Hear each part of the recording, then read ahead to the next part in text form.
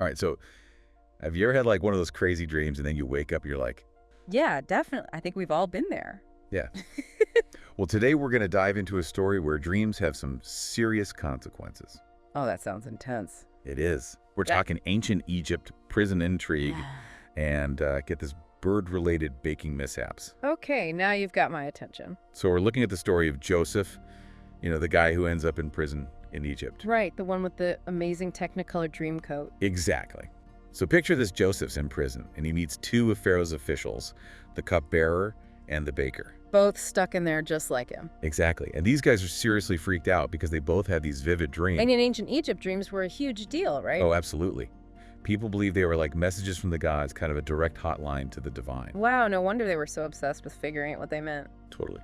So anyway, Joseph, being the insightful guy, steps up to interpret these dreams. Now, I'm guessing this is where things get interesting. You bet. So first up, we have the cupbearer's dream, and it's pretty wild. He describes this vine with 3 branches, just laden with grapes, and he's squeezing those grapes straight into Pharaoh's cup. Okay, that's a pretty specific image. I'm sensing some symbolism here. Oh yeah, tons of it. For starters, that detail about the grapes, it's not just random. It shows how close the cupbearer was to Pharaoh, like he had this intimate role in serving him. And then there's that number 3. 3 branches. 3's a big deal in ancient Egyptian numerology. It represented completeness, divine power, all that good stuff. Bingo. So Joseph puts it all together and says 3 branches, 3 days. The cupbearer will be back in Pharaoh's good graces within 3 days. Was he right? Oh yeah, spot on. But here's the kicker. Before the cupbearer gets out of prison, Joseph makes this plea. He's like, hey buddy, when you're back pouring wine for the Pharaoh, please put in a good word for me. So basically, don't forget about your prison buddy. Exactly. He's hoping for a little favor in return for interpreting his dream. Makes sense. I mean, he was falsely accused. Totally. So he's desperate to get out of there. But then we get to the baker's dream, and let me tell you, it's a whole different vibe. Oh no, what happens? So the baker, he's got these 3 baskets of bread piled on his head. The top one's full of these fancy baked goods, all for Pharaoh. But then these birds swoop down and gobble everything up. Oh, yikes. That sounds a little unsettling, like some bad omen. Yeah, it's definitely not a good sign. And it really makes you think about the symbolism of birds in ancient Egypt. Right, weren't they connected to the afterlife? Exactly. They weren't just birds. They were like symbols of the soul's journey to the other side. So when you see birds devouring something in a dream, well, it's not exactly a happy image. Makes sense. So what did Joseph make of all this? Well, he sees those 3 baskets, and again, it's 3 days. But this time it's not good news. Yeah. Joseph says the baker will be executed and his body left for the birds to, That's heavy stuff. And you said ancient Egyptian punishments were pretty brutal. Oh yeah, no sugarcoating it.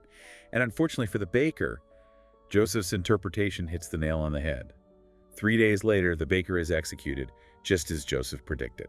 Wow, talk about a tough break. Yeah, it really makes you think about the power of dreams and how people in ancient Egypt really believed they held the key to the future. It's like they were trying to glimpse into destiny itself. Exactly. Yeah. So we have these 2 dreams, both interpreted by Joseph, both coming true in a matter of days.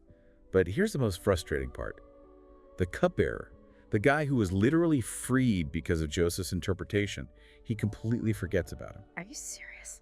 After Joseph helped him like that? I know, it's unbelievable. Joseph is stuck in prison, and the cupbearer just goes about his life enjoying his freedom and completely forgetting the guy who helped him get there. That's rough. It really makes you think about human nature and how quickly people can forget those who've helped them. It's like as soon as he was back in Pharaoh's good graces, Joseph was old news. It's kind of heartbreaking when you think about it. It really is.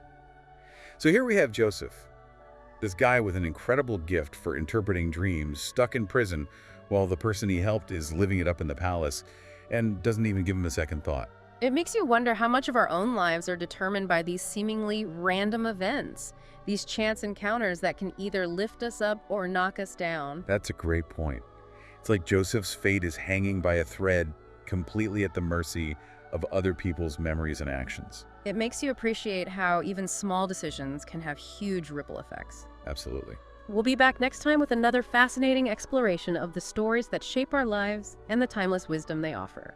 Until then, keep seeking, keep questioning, and keep diving deep. Happy exploring.